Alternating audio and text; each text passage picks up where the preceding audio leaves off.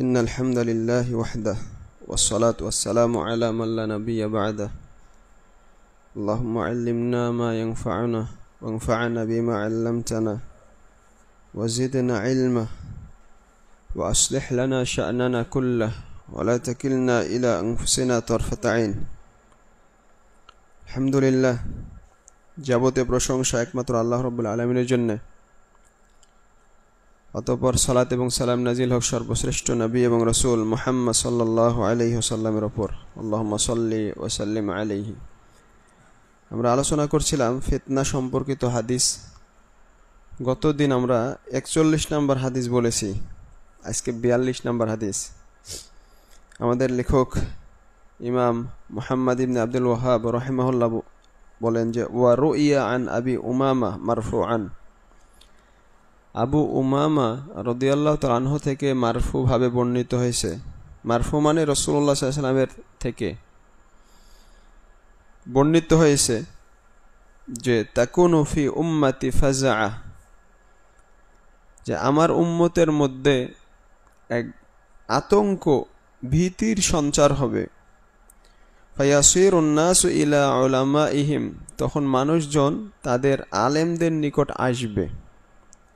ফাইযা হুম কিরাদাতা ওয়া খানাজির, এসে দেখবে যে আলেমদেরকে শূকর এবং বানরে পরিণত করে দেওয়া হয়েছে। নাসাল্লাহু আলাইহি। এই হাদিসের সনদ জয়ীফ। তো এই হাদিসের ব্যাখ্যায় আমাদের ব্যাখ্যাকার শেখ সালেহ আল ফাউজান হাফিজাহুল্লাহ লিখছেন, আলেমদেরকে শূকর এবং বানরে পরিণত করার কারণ কি? মাসসাবাব, এর কারণ কি? উনি বলছেন বিসাবাবি আন্নাহুম ইস্তাহাল্লু মাহারিম আল্লাহ ওয়া আফতাউ বিজাওয়াজিহা, এর কারণ হচ্ছে তারা আল্লাহর হারামকৃত বিষয়গুলোকে হালাল করেছে এবং সেগুলো বৈধ বলে ফতোয়া দিয়েছে। সমাজ আসলে চলে আলেমদের নেতৃত্বে। মুসলিম সমাজ যখন আলেমরা কোনো কিছুকে বৈধ বলে তখন সেটা অধিকাংশ মানুষ বৈধ মনে করে। তো আল্লাহর হারামকৃত বিষয়গুলোকে এরা বৈধ বলে ফতোয়া দিয়েছে। শাইখ বলছেন হাযা খাতারুন আযীম, এটা একটা ভয়ঙ্কর বিষয়। তাহযীরুন লিআহলিল ইলম ইয়াখাফুল্লাহ, এখানে আলেমদেরকে ভীতি প্রদর্শন করা হচ্ছে তারা যেন আল্লাহকে ভয় করে।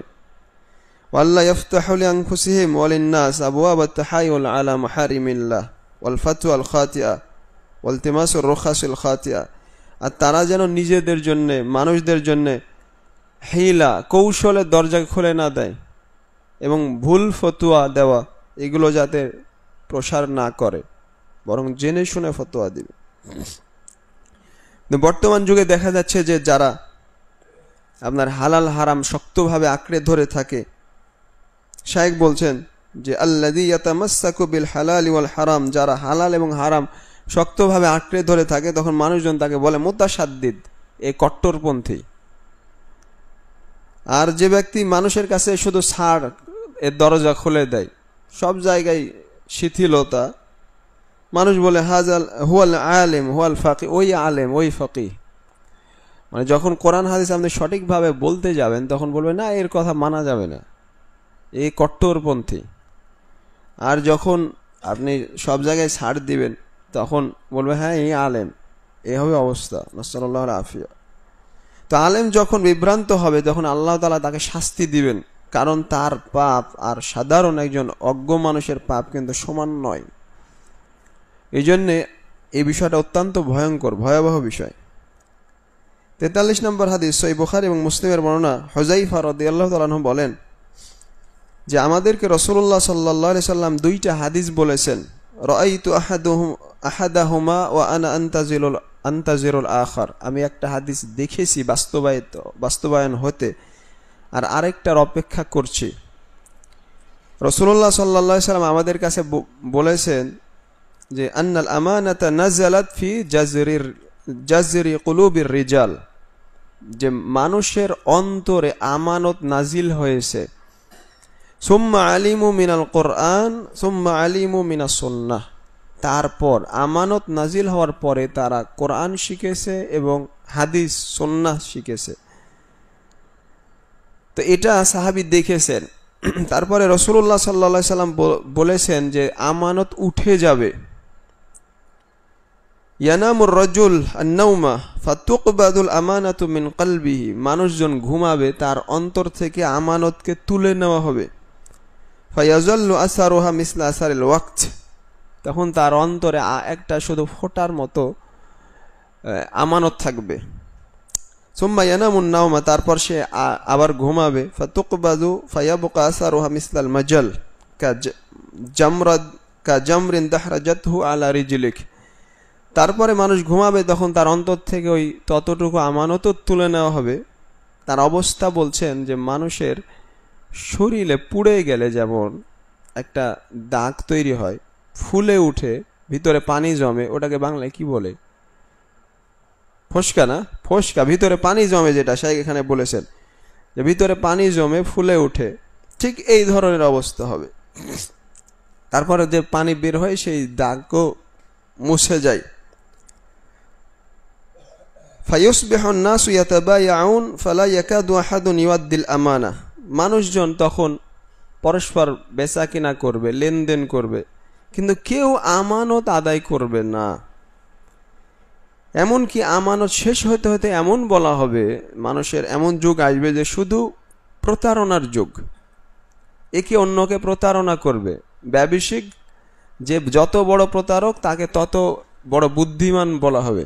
এটা শায়েখ বলেছেন এখানে, যে ব্যক্তি যত প্রতারণা করতে পারে একে বলা হবে যে কত বুদ্ধিমান ব্যবসায়ী।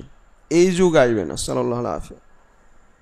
তো আমানত শেষ হতে হতে এমন হবে যে কোনো ব্যক্তিকে বলা হবে মা আকালুহু ওয়া মা আজরাফুহু ওয়া মা আজলাদুহু, অমুক ব্যক্তি কতই না বুদ্ধিমান, ও কতই না বিচক্ষণ ব্যক্তি। ওয়া মা ফি কলবিহি মিসকাল হাব্বাতি খারদালিন মিন ঈমান, কিন্তু তার অন্তরে আসলে সরিষার দানা পরিমাণও ঈমান নাই। এই অবস্থা আসবে না সাল্লাল্লাহু আলাইহি, যেটা দেখতে পাচ্ছেন এখন বোঝা যায় যে ব্যবসায়িক সৎ ব্যবসায়ীদের জন্য আল্লাহ তাআলা কি ফজিলত রেখেছেন, কিন্তু এখনকার ম্যাক্সিমাম ব্যবসায়ী হলো প্রতারক, একেবারে বাটপার। যারা ব্যবসায়ী অধিকাংশই নাসাল্লাহু আলাইহি, অথচ ব্যবসা যদি সৎভাবে করে তাহলে তার জন্য বিরাট পুরস্কার।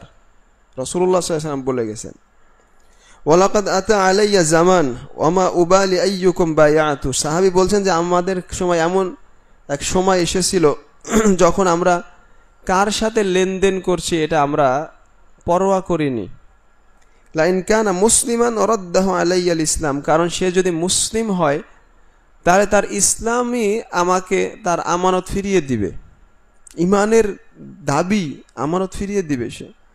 ওয়া ইন কানা নাসরানিয়ান রাদ্দাহু আলাইয়া সাঈহ, আর যদি সে নাসারা হয়, আহলে কিতাব হয়, তাহলে তার যে ওই সাঈ মানে আপনার ওই যাকাত সংগ্রহকারী, সেই কিন্তু আমার আমানত ফিরিয়ে দিবে। ফাআম্মাল ইয়াউম ফামা কুনতু উবাইউ ইল্লা ফুলানান ওয়া ফুলান, উনি বলছেন যে আজকে এমন একটা সময় হয়েছে, আজকে অমুক অমুক ছাড়া আমি কারোর সাথে লেনদেন করি না, কারণ আমানত উঠে গেছে। ওই যুগেই উনি বলছেন, সাহাবীর যুগে যদি আমানত না থাকে, এত বড় ফিতনা, তাহলে বর্তমান যুগে কি অবস্থা হবে চিন্তা করেন। নাসাল্লাহু আলাইহি, আজকে কত বড় ফিতনা কাজ করছে। আরেকটা হাদিস 44 নম্বর হাদিস, এটা বলে শেষ করব। ইবনু মাজার হাদিস, আবু বকর ইবনে আবি শাইবা রাহিমাহুল্লাহ বলেন, আমাদেরকে হাদিস বর্ণনা করেছেন ওয়াকি', তিনি হাদিস বর্ণনা করেছেন আমাশ থেকে, তিনি সালেম ইবনে আবিল জাআদ থেকে, তিনি জিয়াদ ইবনে লাবিদ রাদিয়াল্লাহু তাআলা থেকে হাদিস বলেন যে নবী সাল্লাল্লাহু আলাইহি সাল্লাম বেশ কিছু কথা উল্লেখ করেছিলেন। তার মধ্যে উল্লেখ করে বললেন, যালিকা ইনদা আওয়ানি যাহাবিল ইলম, এই যে ফিতনাগুলো হবে ওই সময় যখন জ্ঞান উঠিয়ে নেওয়া হবে, জ্ঞান তুলে নেওয়া হবে ওই সময়। তো জিয়াদ ইবনে লাবিদ রাদিয়াল্লাহু তাআলা বলছেন যে ইয়া রাসূলুল্লাহ ওয়া কাইফা ইয়াযহাবুল ইলম, হে আল্লাহর রাসূল কিভাবে জ্ঞান উঠে যাবে। ওয়া নাহনু নাকরাউল কুরআন, আমরা কোরআন তেলাওয়াত করি, ওয়া নুকরিউহু আবনাআনা, আমাদের সন্তান সন্ততিদেরকে কোরআন শিক্ষা দিচ্ছি, পড়াচ্ছি। ওয়া ইউকরিউহু আবনাউনা আবনাহুম ইলা ইয়াউমিল কিয়ামা, আমাদের সন্তান সন্ততি তাদের সন্তানদেরকে শিক্ষা দেবে, এভাবে তো কিয়ামত পর্যন্ত চলবে, কিভাবে জ্ঞান উঠে যাবে। তো রাসূলুল্লাহ সাল্লাল্লাহু আলাইহি সাল্লাম বললেন, সাকিলাতকা উম্মুকা ইয়া জিয়াদ, হে জিয়াদ, তোমার মা তোমাকে হারিয়ে ফেলুক। ইন কুনতু লা আরাকা মিন আফকাহি রাজুলিন বিল মাদিনা, আমি তো তোমাকে মদিনার সবচেয়ে ফকিহ বিজ্ঞ সাহাবীর একজন মনে করতাম। রাসূল বলছেন সাল্লাল্লাহু আলাইহি সাল্লাম, আওয়ালাইসা হাযিহিল ইয়াহুদ ওয়ান নাসারা ইয়াকরাউনা আত-তাওরাতা ওয়াল ইনজিল লা ইয়া'মালুনা বিশাইইন মিম্মা ফীহিমা। সুবহানাল্লাহ, তুমি কি দেখছো না যে ইহুদি নাসারা তাদের কাছে তাওরাত এবং ইনজিল আছে, তারপরেও তারা সে অনুযায়ী কোনো আমল করে না? এটা কি দেখছো না? তো এটাই জ্ঞান উঠে যাওয়া। সুবহানাল্লাহ। এই প্রসঙ্গে আমাদের শাইখ কিছু কথা বলেছেন, না উল্লেখ করলে আলোচনা কমপ্লিট হবে না। শাইখ বলছেন, হাযাল হাদিস মিসলু হাদিসিল আউয়াল ফিহি আত-তাহযীরু মিন উলামাইদ দুল্লাল ওয়াল্লাযিনা ইয়ালতামিসুনা আল-মাখারিজ মিন আহকামিশ শারঈয়্যা ফি আনফুসিহিম ওয়া ইফতুনা আন-নাসা বিযালিক। এই হাদিসে যারা গুমরাহ আলেম তাদের থেকে সতর্ক সাবধান করা হয়েছে, যারা শরীয়তের আহকামে শুধু ছাড় খুঁজে মানুষদেরকে ওইভাবে ফতোয়া দেয়, এটাও চলবে ওটাও চলবে, এ ধরনের যারা একেবারে মানে মানুষকে শিথিলতা নিয়ে যায়, এরা কোথায় শিথিলতা আছে ওটা কিন্তু বোঝে না, শুধু বললেই হলো। জ্ঞান, আমাদের লেখক বলছেন যে জ্ঞান শুধু কোরআন মুখস্থ করা, হাদিস মুখস্থ করা, হাযা লা ইয়াকফি, এটা যথেষ্ট নয়। আল ইলমু লাইসা বিল হিফজ, জ্ঞান শুধু মুখস্থ করা না। ওয়ালা বিবাকাইল কোরআন ওয়ালা বিবাকাইল হাদিস, শুধু হাদিস কোরআন অবশিষ্ট থাকা, কিতাবে থাকা, এটা যথেষ্ট নয়। হাযা লাইসা হুয়াল ইলম, এটা কিন্তু জ্ঞান নয়। বালিল ইলমু হুয়াল ফিকহু ফি দীনিল্লাহ ওয়াল ফাহমু লিদীনিল্লাহ, বরং জ্ঞান হচ্ছে আল্লাহর দ্বীন সম্পর্কে সঠিক বুঝ। যেটা আপনি পড়ছেন, দেখেন যদি হাফেজ সাহেব কানা হাফেজ যদি পড়ে কিছুই বোঝে না, কোন লাভ হবে? আমাদের শাইখ এক জায়গায় সামনে বলবেন যে এটা হচ্ছে মুসাজ্জিল, মানে হচ্ছে ওই যে টেপ রেকর্ডার। আপনার ওই ফোনে একটা ভিডিও অডিও চালু করে দিলেন, এখন কোরআন চলতেই আছে, তো এখনকার হাফেজের অবস্থায় এটা হলো মুসাজ্জিল, টেপ রেকর্ডার, ও চলতেই আছে কিন্তু কি বলছে ও নিজেও জানে না। তো জ্ঞান হচ্ছে আল্লাহর দ্বীন সম্পর্কে সঠিক বুঝ, ওয়াল ওয়ারা ওয়াল খাউফু মিনাল্লাহ, এবং পরেজগারিতা, আল্লাহকে ভয় করা, তাকওয়া, এটা হচ্ছে জ্ঞান। হাযা হুয়াল ইলম, এটা হচ্ছে জ্ঞান। আপনি যেটা জানছেন এটা আপনার অন্তরে কতটুকু প্রভাব পড়ছে, এটা জ্ঞান। ওই অনুযায়ী আমল করেন কিনা, আল্লাহকে ভয় করছেন কিনা, এটা জ্ঞান। শুধু মুখস্থ করা, লেখা, এরা যথেষ্ট নয়। আর যদি যখন ওই আল্লাহর ভয় না থাকবে, আমল না থাকবে, তার মানে জ্ঞান উঠে যাচ্ছে। নাসাল্লাহু আল-আফিয়া। আল্লাহ আমাদের সবাইকে এই ধরনের ফিতনা থেকে দূরে রাখুন। আল্লাহুম্মা আমিন। সুবহানাকাল্লাহুম্মা ওয়া বিহামদিক, আশহাদু আল্লা ইলাহা ইল্লা আনতা আস্তাগফিরুকা ওয়া আতুবু ইলাইক। আসসালামু আলাইকুম ওয়া রাহমাতুল্লাহি ওয়া বারাকাতুহু।